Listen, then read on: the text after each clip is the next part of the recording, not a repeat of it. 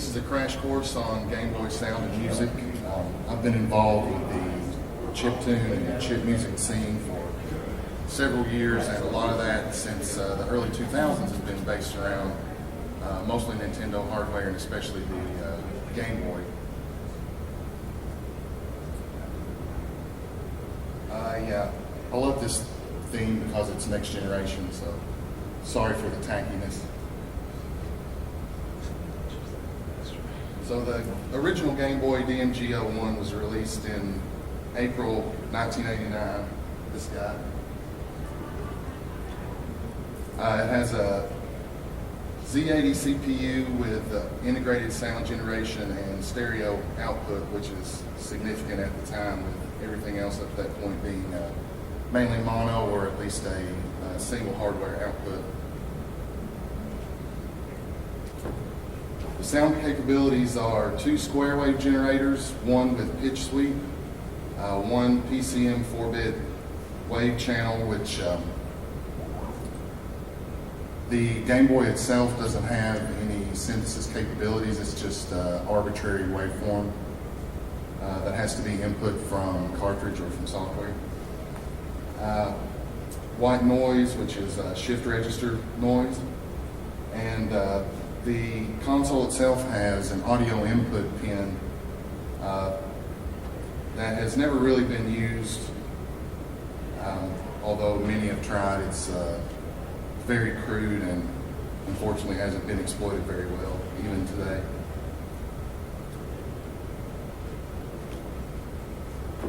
So it wasn't until 1998 that there were commercial Game Boy sound tubes available.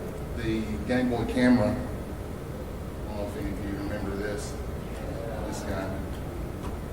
It had a simple 16-step sequencer called Tricky H, but although it wasn't very useful for song composition, it did give you access to 3 of the hardware channels, both square waves and the noise channel. So it was really interesting as an experimental tool, and to hear what the hardware could be capable of in a really limited one-loop kind of way. The next thing that came along in 2002, Pocket Music. This was actually for the Game Boy Color line. It gave you access to all 4 hardware sound channels, the pulse waves, the noise, and then it had built-in pretty large selection of samples, low-quality samples of kick drums, guitar riffs, etc. They were very low quality, and the output was not so great. It's a simple step sequencer. On the right, this is the overview. Over there, that is an example of what's inside one of these. So a measure or a phrase. Yeah, they suck. So then now, actually going back a little bit, when the homebrewers got involved, Nanoloop was first. It's a more of a sequencer, MPC, drum machine style thing. And Johann Kotlinski's Little Sound DJ is more of a Pro Tracker, Optimed derivative. All of these came out pretty close together, late 90s. There was another at the same time that development didn't last very long on, but it was called a Carillon editor, and it was a lot more of a demo tool rather than personal song composing software. It could actually produce a .gb file, which was similar to a self-contained ROM. So all your composition could be loaded directly onto a cartridge and played independently of the editor. And this was used for the handful of demo scene Game Boy productions that were done.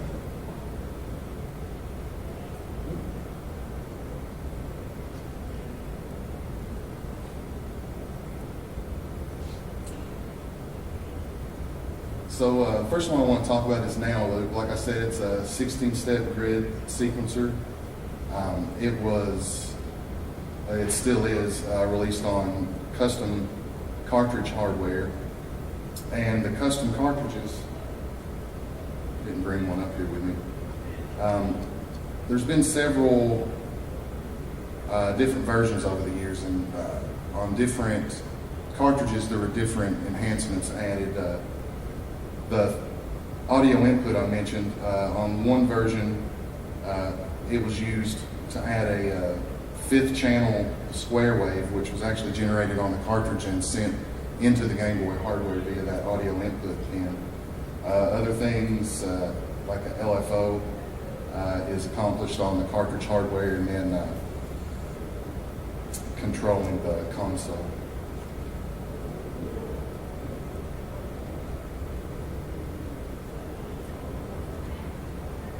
So this is what Nano looks like. This is the current generation of cartridges. They're pretty interesting. They're just a really thick PCB. Everything's embedded. It does have non-volatile RAM embedded in there for, can't remember the maximum storage capacity. But on the right there you can see each hardware channel is identical to this layout here. You have 16 steps. Each step, variety of commands and effects can be input. Little Sound DJ is available as a downloadable ROM, which has to go onto a flash card, which just look like regular cards with just like this. The ones that are available today just have a USB input, so they have a cart flasher actually built inside, non-volatile RAM, and for the size of the files that you're creating, really big storage capacity. Like I said, it's a Pro Tracker style derivative interface. It can play, you can load custom audio samples. It comes with a range already as part of the software. And it has another thing I didn't list up here. Another feature of LSDJ is its synthesis engine, which is not a hardware feature. Like I said, it's something that's accomplished in the software and loads your synthesized waves directly into the wave channel. So this is its layout, just two different color schemes. This is the overview. You can see each column represents a hardware channel. Pulse 1, Pulse 2, wave, noise. The 00 that's highlighted there, this is all in hex. The 00 that's highlighted there is referred to as a phrase. And on the right-hand side, this is what, if you zoomed in, this is what's contained in that phrase. So these are the notes of that particular phrase. And then in the instrument column there, see 01, 02. If you zoomed in again, you would be in the instrument creation page.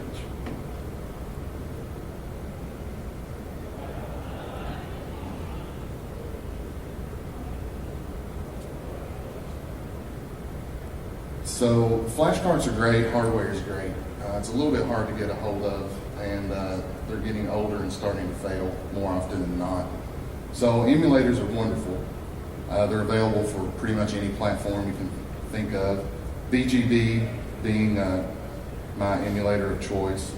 It's available on pretty much everything. About the only platform that you may not find a suitable emulator is iOS, and I'm assuming that's because of copyright decisions. I don't know, I don't have any Apple devices.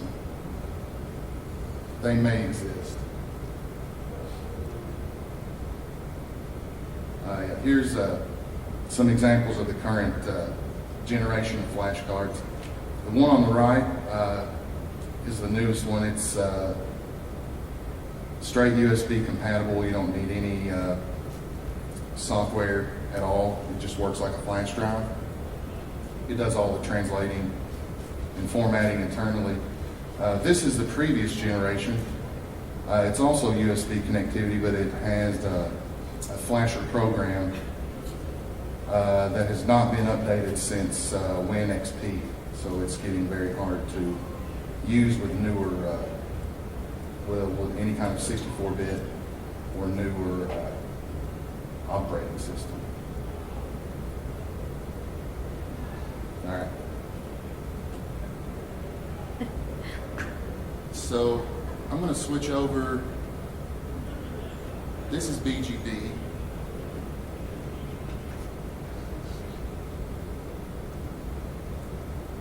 And this is just a Gameboy emulator. This is, you load in exactly the same kind of files that you would load onto your flash card, onto this guy.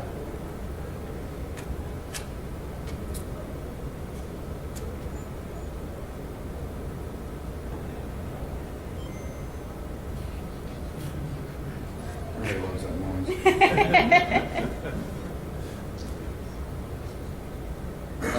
Here in a minute, I'm going to show you give an example of do a sound comparison between hardware and this emulator. I've just got my gamepad mapped. So really, to me, I'm going to do a little aside here. To me, one of the things that is just as significant as the development of the sound tools for an outdated 8-bit console is the interface that was developed to access it. So the Game Boy only has D-pad, 4 buttons, that's all you got. So being able to quickly and easily navigate to, through many screens, many options, the key combos and the format, it's so easy to pick up, and once you grasp it, it's so fast.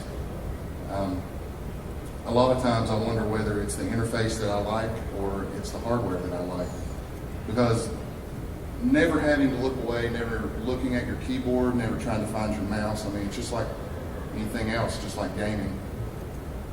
Second nature once you learn the key combos. It's extremely fast. So, like I said, this is a full song that you're seeing in front of me here. This is by an artist named skeptics. Let me go to the load screen. So here's the songs that are part of this particular save file. One of them is by an Australian artist named Abortive Fashion, and then these two are skeptics. So I'll just choose from my save file.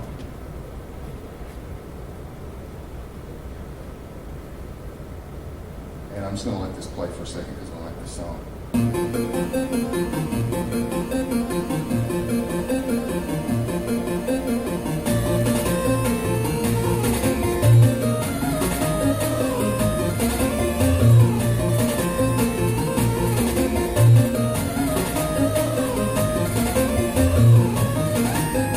Navigate into each of these phrases. You'll see the notes as they're playing.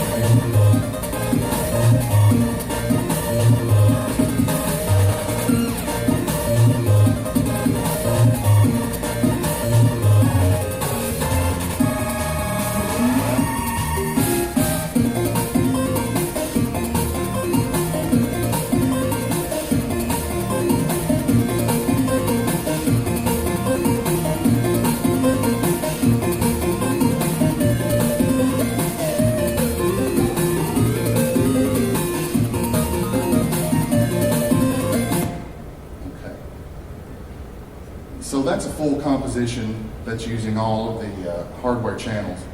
So I'm going to go in, first of all, to the first pulse channel. This is PU1. This is the square wave channel that also has pitch sweep capability. So within, let's see, these are chain. This is the song screen. This is your farthest back overview.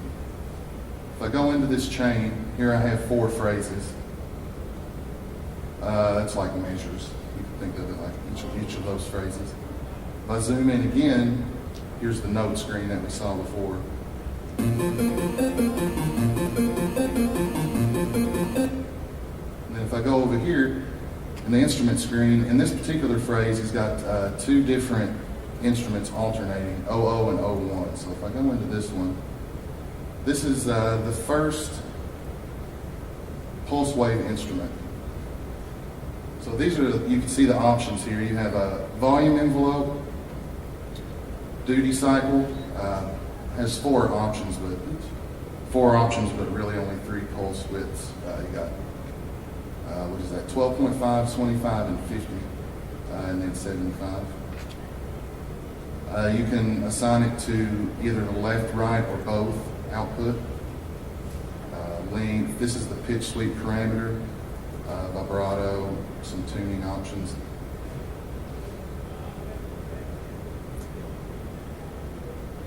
Pulse 2 instruments have the exact same screen minus the pitch option.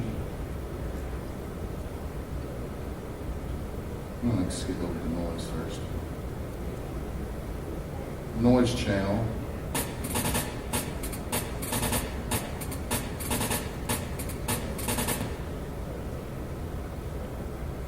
Again, you have volume envelope, output, length. Shape is the filtering of the shift register noise, and there are 2 different modes, one that's tonal and one that's white noise.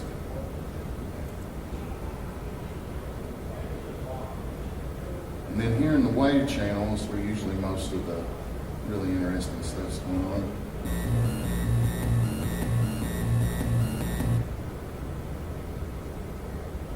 So here, volume, output, vibrato again. This is a synth instrument rather than a sample instrument. If I go up to the synth screen,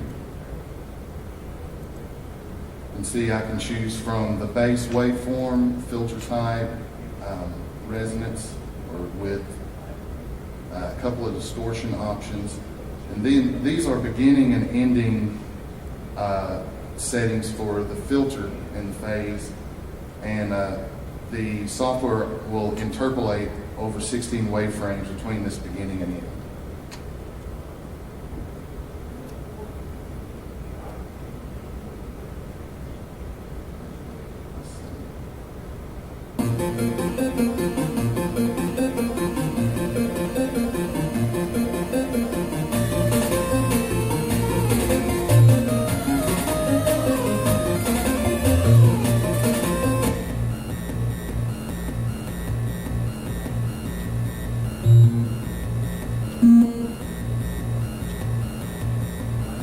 So to edit, once I have my instrument defined, you can just place notes, change octaves,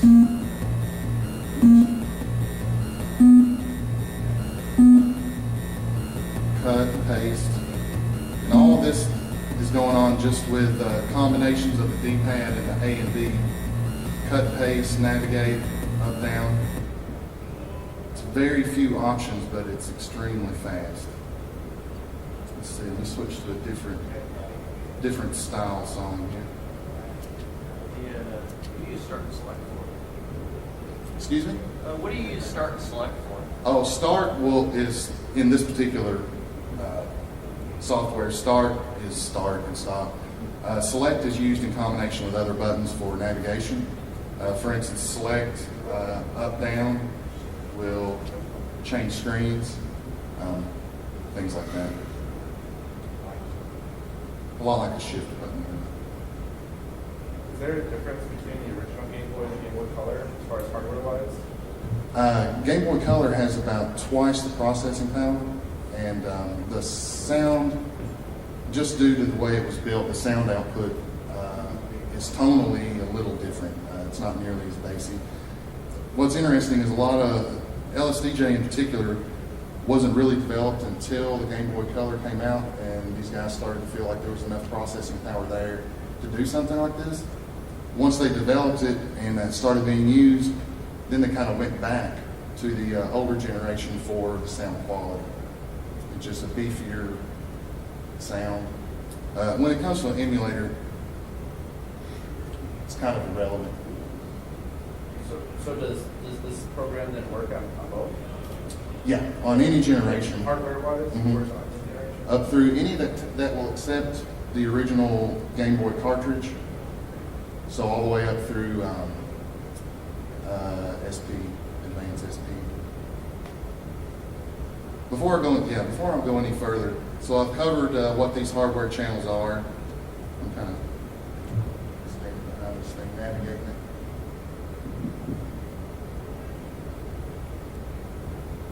But I mean, drive the cursor around.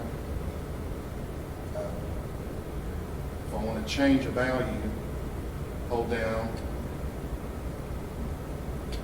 like that, cut, paste, and then select. That's like zooming in. Zoom into the phrase, zoom into the instrument. You also have wave tables. So I don't know if I want to get into ticks and speed, etc. But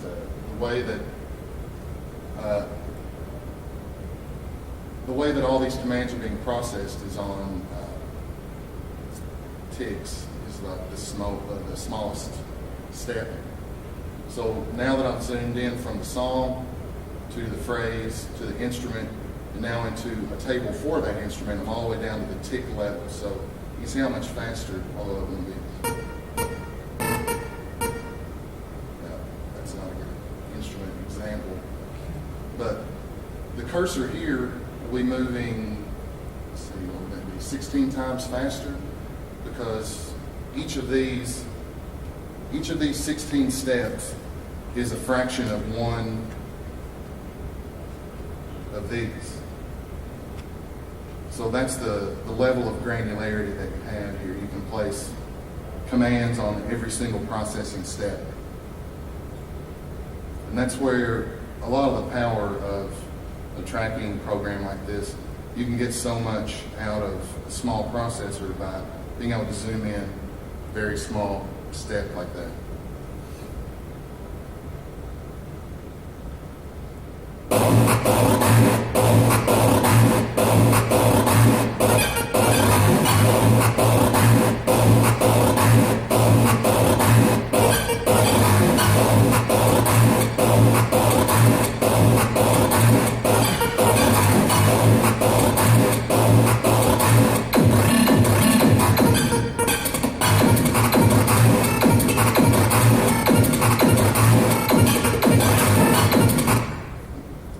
So that's a board of fashion from Australia. A lot more basic, a lot more aggressive. There's a lot of variability that you can get out of all four of these channels. The synth channel in particular, and of course the ability to load your own custom samples. Let me go.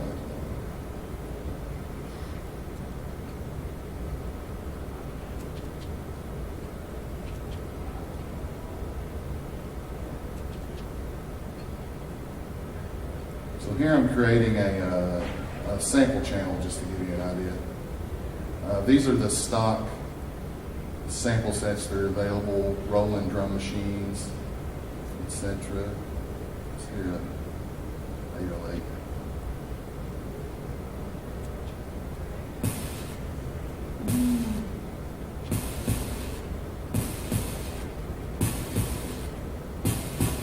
So, not exactly high quality. But these are just arbitrary waveforms, just like the synth engine. So they're able to be modified in a lot of different ways. Slow down the speed.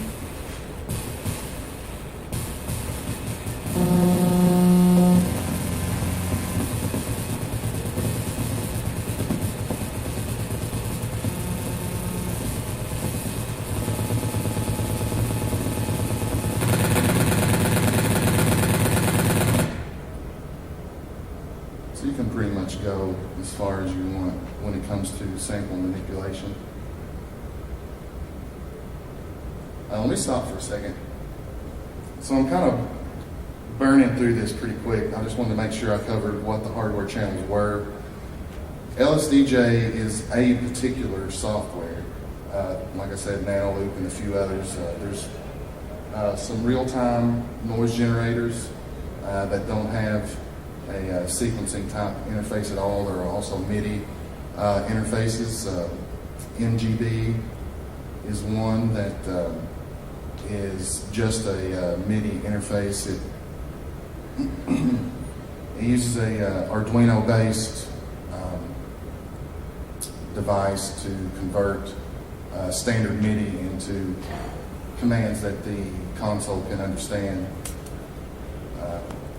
That's a little more than I could bring with me today. Is there anything I've completely glossed over that's not making sense at all before I move on? Okay. So here's another interesting option. When this software started being widely used by experimental artists, they were taking the consoles into a live setting, which hadn't been, even in demo scene days, it wasn't really, it's not like a rock concert or a punk show where you take your Amiga, some to some degree. Depends on if you're Nathan Bluton or what. So one of the first things, or one of the second big innovations in the, especially Nanoloop and LSDJ, were live tools. So this particular save is all in one, is all continuous, but let's take a row out real quick. So you can see up there, I've switched from, this is song mode, which means it just plays continuously from the time you press stop to the time, or from start to stop. In live mode, I can cue individual phrases.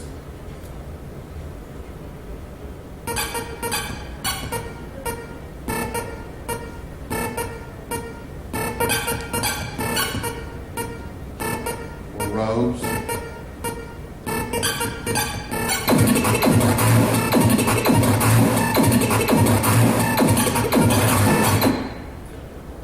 So with anything that's highlighted like this, I can cue these up, and based on the tempo, they'll all play completely independently of one another.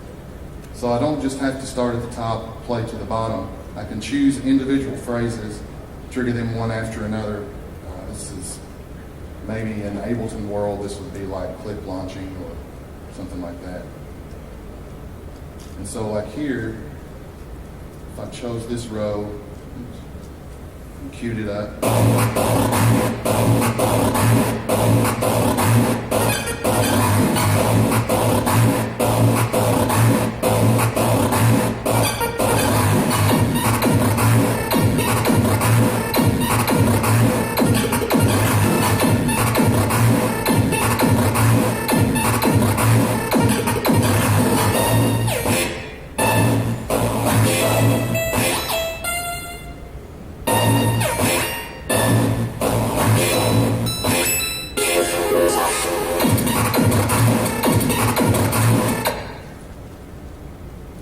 so that way you can choose, you can completely ignore your original song structure, skip around, mix and match parts.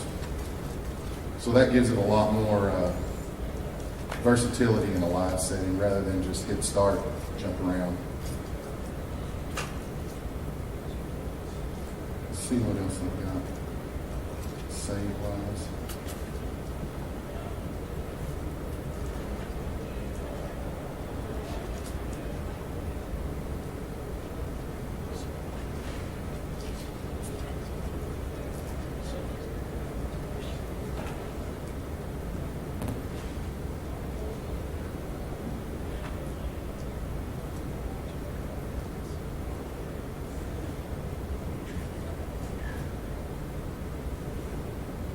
Okay, so at the opposite end of the spectrum, this is just a live noise creation tool. No sequencing, no anything like that. Just noise like this.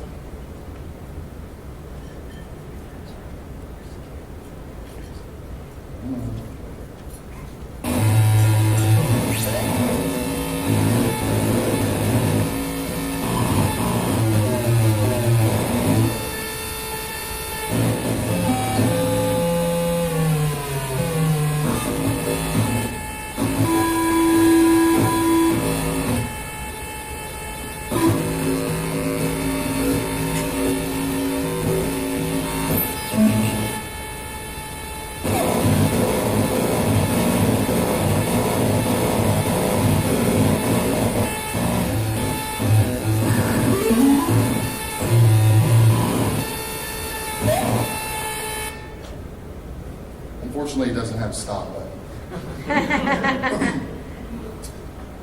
This is my favorite example, but there's a lot of examples like this that are just button mashing, different parameters mapped to buttons. And of course, that depends on your skill to use it and stay in tempo, make it appropriate, etc., which is not my forte.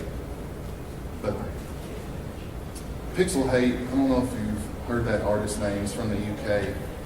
He's made a lot of live, as in hit buttons in real time ROMs, which are all freely available. Let's see what else we got.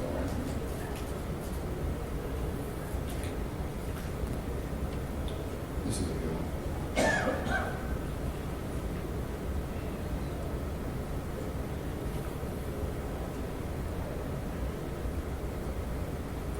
So this is Music Tech. Basically, with this screen here, you're editing what each of your joypad keys are going to be doing. And then when you move to this screen,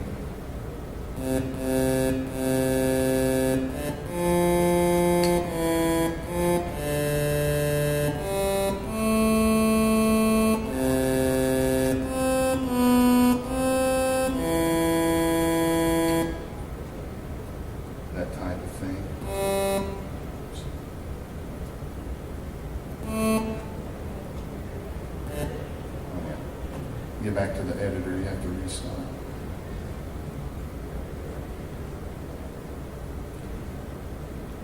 So why does it say free version on the title screen? Is there like a... When Music Tech, all of these say free version, but when he was making these, originally he was intending to have cartridges. Music Tech did make it onto a cartridge. He also made what's it called, Music Tech, one for the advanced line too. But these that he made available, they say free version, but I don't think there's any difference other than there's no saving capability, nothing like that. They don't even look for SRAM. They're just purely mash buttons. Let's see.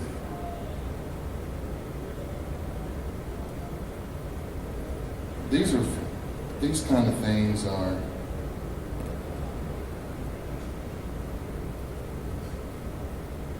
really useful and interesting and easy to get a hold of. Easy to get wrap your mind around. But you can see clearly there's far less customizability, and they're just not nearly as deep. This is like a single layer of sound. This drum tech is kind of interesting. It gives you a few.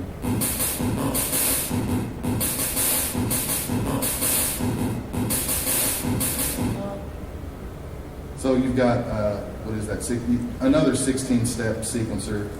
Each step you can set to this selection of predetermined sounds.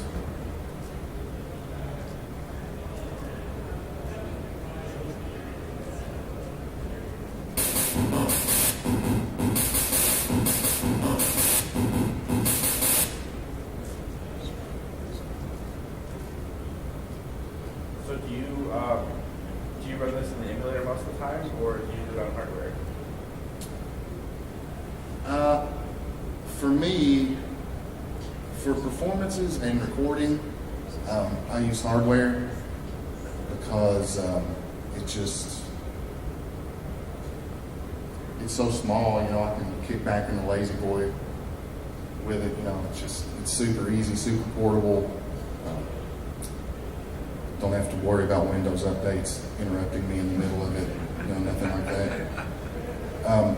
For most recording, I use emulator output. One of the interesting things about BGB is it can actually output it'll output a WAV file for you from the time the audio starts till it stops.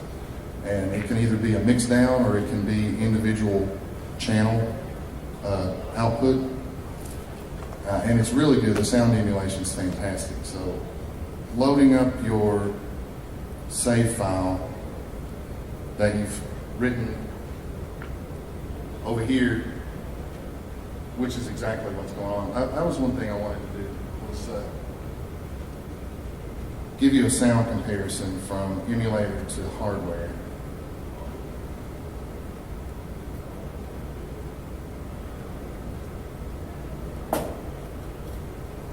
You can see that, or maybe you can see, this particular console, it's had a backlight installed and also has a clock mod. So this can be, this is a variable clock, but it can take it all the way down to practically frozen up to, I think, double processor speed, which is just for getting different pitch. It is actually changing the processor speed though, so it affects everything. It affects your key input, the refresh rate.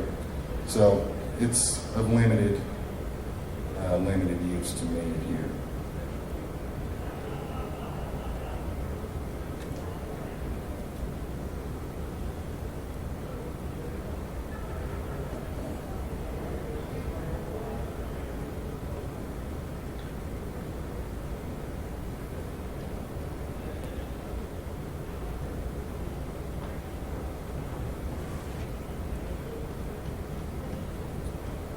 Okay.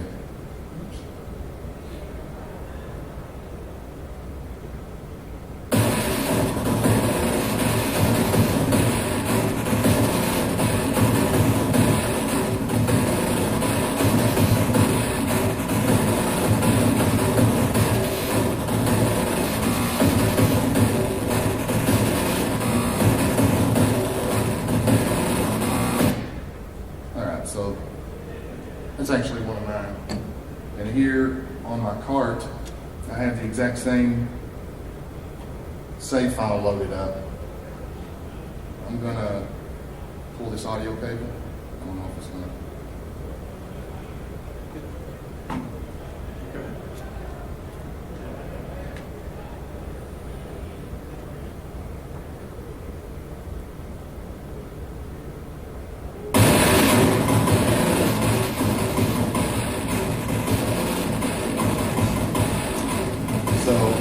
Exact same thing. And to my ear, most of the time, BGB's emulation is excellent. I can't tell a significant difference.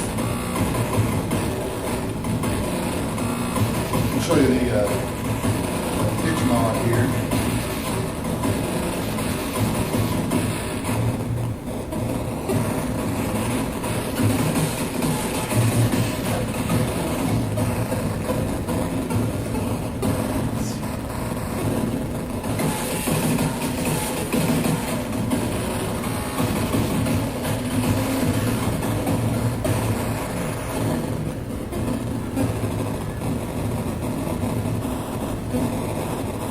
I don't know if you can see out there, but the refresh rate on the screen is now like totally illegible.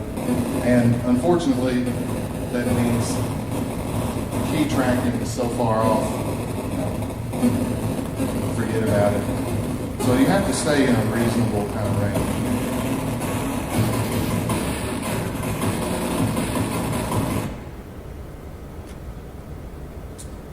this unit's also had another interesting mod. What I'm actually plugged into now, oh, I wasn't plugged in all the way.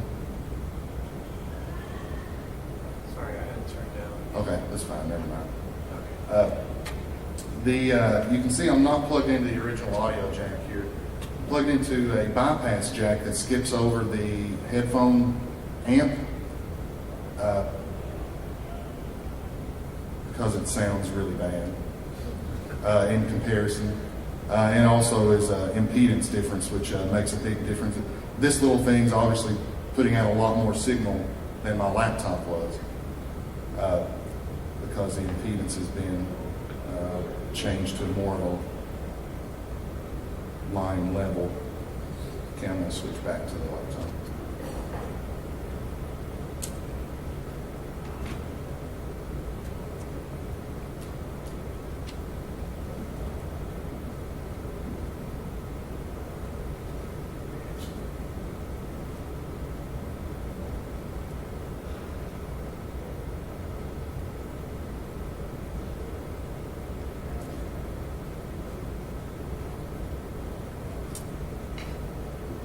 I brought a lot of hardware. I wasn't sure what the setup was going to be for this talk, but I brought a lot of hardware examples, cartridge examples, which I guess I'll lay out back there. You all are free to try them out. I got some headphones if you want to fiddle around with any of this stuff.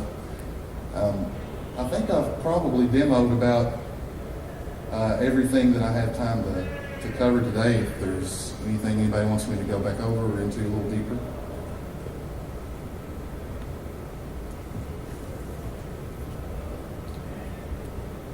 Do you know, has there been work in the emulator community to like make the audio better and more like the hardware? Like, are there specific changes to the emulators that were done because of like people like you using the audio?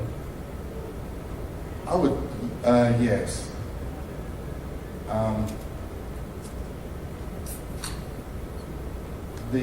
I wish I could give some examples of some earlier emulators that didn't even have sound. There weren't even sound, wasn't a consideration for a lot of the early ones. Because it's like, who cares? You know, I know what the Tetris theme song sounds like. I don't have to hear it 1,000 times. But as Still plays your game. Yeah.